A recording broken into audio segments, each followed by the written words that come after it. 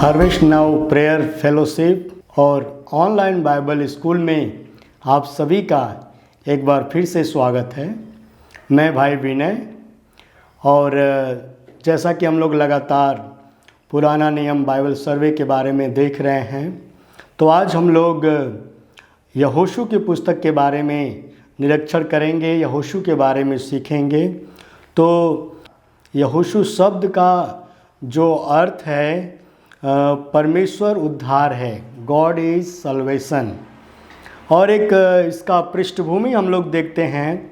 यहोशू की पुस्तक में मूसा का उत्तराधिकारी यहोशू का नेतृत्व का वर्णन किया गया है। यहोशू इस्राएल का दूसरा सबसे बड़ा अगुआ था।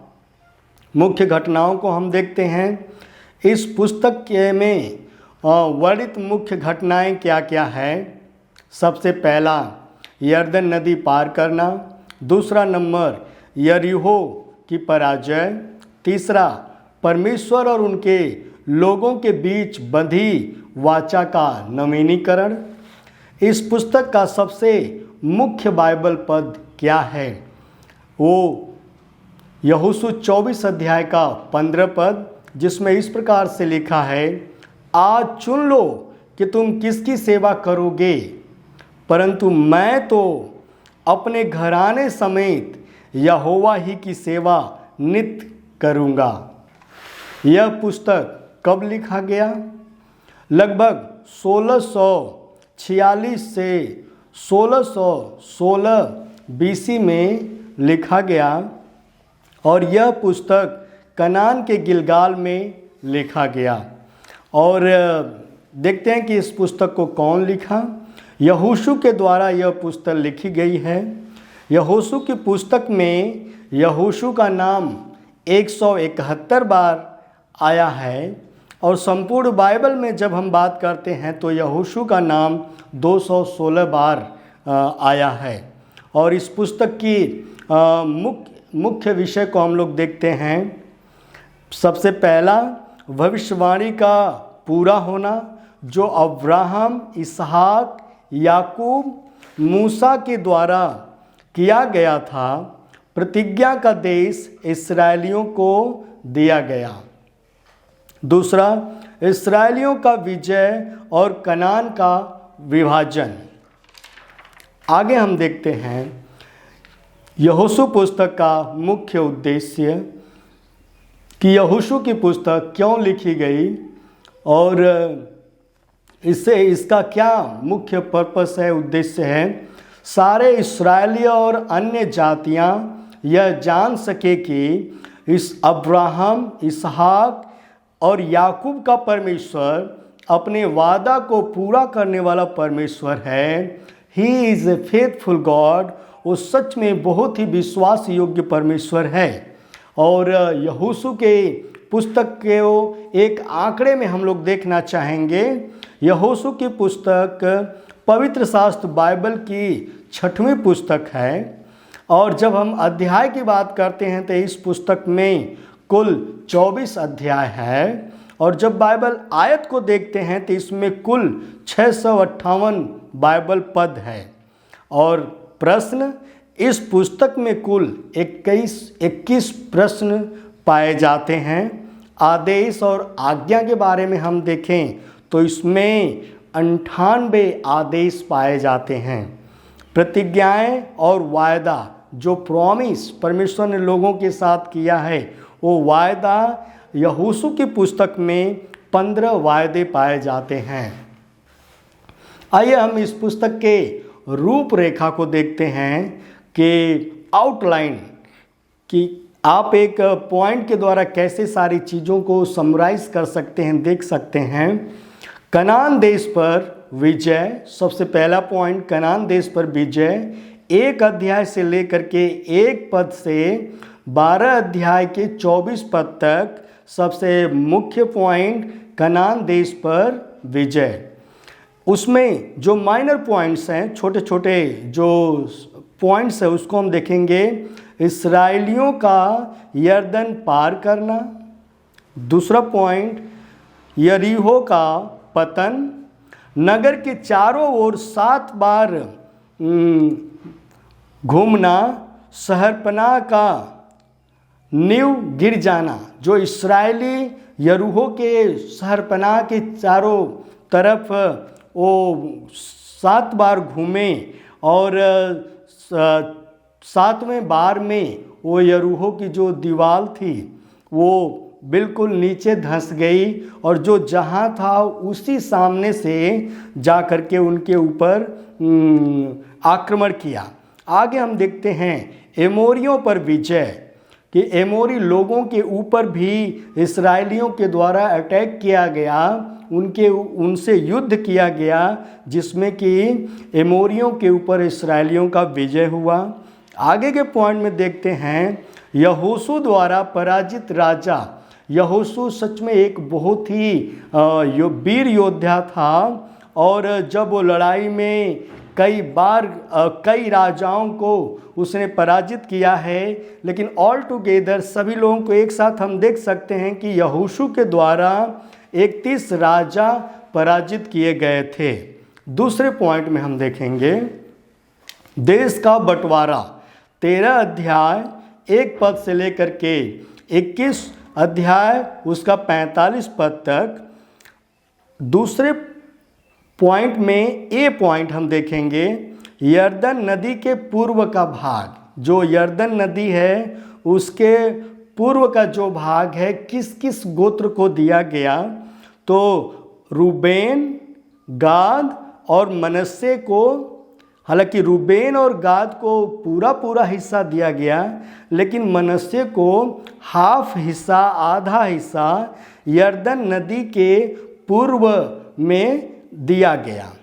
आगे हम बी पार्ट देखते हैं। जो बी पॉइंट में यरदन के पश्चिमी भाग का बंटवारा, जो कि 14 अध्याय से 17 अध्याय तक हम देखते हैं।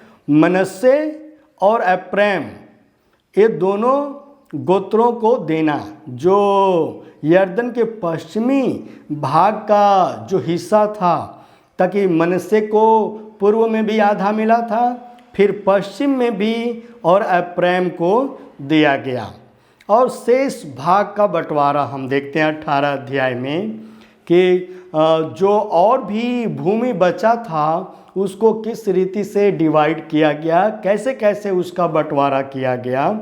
सबसे पहला है बिन्यामीन और बिन्यामीन गोत्र, उसके बाद दूसरा है सिमोन गोत्र, तीसरा जबूलून गोत्र, चौथा इस्साकार गोत्र, पांचवा आसेर गोत्र, छठवां नप्ताली गोत्र, सातवां दान गोत्र। इस रीति से जो यरदन के पूर्वी भाग और पश्चिमी भाग को 5 गोत्रों में डिवाइड किया गया और बाकी जो भूमि बचा हुआ था उसमें इन 7 गोत्रों को अलग अलग भागों में बंटवारा किया गया। आगे तीसरे पॉइंट को हम देखते हैं शरणनगर। शरणनगर उस समय मुख्य 6 शरण नगर ठहराए गए थे। इस नगर के बारे में हम यहोशू की पुस्तक उसके 20 अध्याय के 7 और 8 पद में इन शरण नगरों के बारे में अध्ययन कर पाएंगे कि अगर कोई भी गलती से या जानबूझ करके किसी व्यक्ति का किसी पुरुष या महिला का हत्या कर दिया है और उसके दोष पाए गए हैं कि वो हत्यारा है, तो उसको पत्थरवार से बचने के लिए, मृत्यु दंड से बचने के लिए उस हत्यारे को एक ऑप्शन दिया गया था कि वो शरण का जो शहर है उस शहर में, शरण वाले नगर में वो भाग जाए और वहाँ पर भाग कर अगर वो छुप जाता है तो उसको मृत्यु दंड नहीं दिया जाएगा। जब तक वो व्यक्ति शरण नगर में छुपा हुआ है तब तक वो पत्थरवार नहीं किया जाएगा। उसके बाद चौथा पॉइंट हम देखते हैं यहोशू का अंतिम संदेश। यहोशू का सेवा बहुत लंबा चला। वो मूसा के साथ भी रहा। मूसा के मृत्यु के बाद भी एक इस बड़े इस्राएली कम्युनिटी को उसने लीड किया प्रॉमिस लैंड तक। आगे देखते हैं हम लोग कि यहोवा से उसका जो मुख्य उपदेश है, यहोवा से प्रेम रखो, उसके सारे मार्गों पर चलो, आज्ञा को मानो, भक्ति में लौलीन रहो, सारे मन और प्राण से उसकी सेवा करो। मैं इस संदेश को एक बार फिर से बताना, इस उपदेश को मैं एक बार फिर से बताना चाहूँगा। यहोवा से प्रेम रखो, उसके सारे मार्गों पर चलो, आज्ञा मानो, भक्ति में लौलीन रहो, सारे मन और प्राण से यहोवा की सेवा करो। और जो अंतिम संदेश है यहोशू के द्वारा, वो 24 अध्याय, यहोशू 24 अध्याय के 15 पद में, जिसको कि हम लोग इसको बैकग्राउंड में भी देख चुके हैं। मैं फिर से उस पद में से थोड़ा सा काटते हुए, समराइज करते हुए मैं पढ़ना चाहूँगा कि आज चुन लो कि तुम किसकी सेवा करोगे, परंतु मैं तो अपने घराने समेत यहोवा ही की नित्य सेवा करूँगा। ये उसका आखिरी संदेश था सारे इस्राएलियों के लिए, ताकि इस्राएलियों के बीच में कभी कभी मूर्ति पूजा भी पाया जाता था, कभी कभी वो परमेश्वर के वाचा को तोड़ते थे और कई बार परमेश्वर के विरोध में ही बलवा करते थे। इसीलिए यहोशू ने आखिरी संदेश उनको दिया कि तुम चुनाव कर लो कि तुम किसकी सेवा करना चाहते हो, लेकिन मैं और मेरा घराना यहोवा ही की नित्य सेवा करेंगे। और आगे सबसे लास्ट हिस्सा में हम देखते हैं कि 110 वर्ष की आयु में यहोशू की मृत्यु हो जाती है और यहोशू एक अच्छा लीडिंग करने के बाद 110 साल की उम्र में वो मर जाता है। लेकिन यहोशू की पुस्तक एक सच में बहुत ही एनर्जेटिक पुस्तक है और यहाँ पर विश्वास का जो जंग रहा है, यहोशू ने अपने लोगों को बहुत ही हिम्मत के साथ आगे बढ़ाया और वो लोग प्रॉमिस लैंड में पहुंच करके परमेश्वर का धन्यवाद और महिमा करने पाए हैं। तो बहुत बहुत धन्यवाद। इस पुस्तक के छोटे से अध्ययन में आप लोगों ने इसको सीखा है, इसके लिए धन्यवाद। प्रभु आप सभी लोगों को आशीष दें।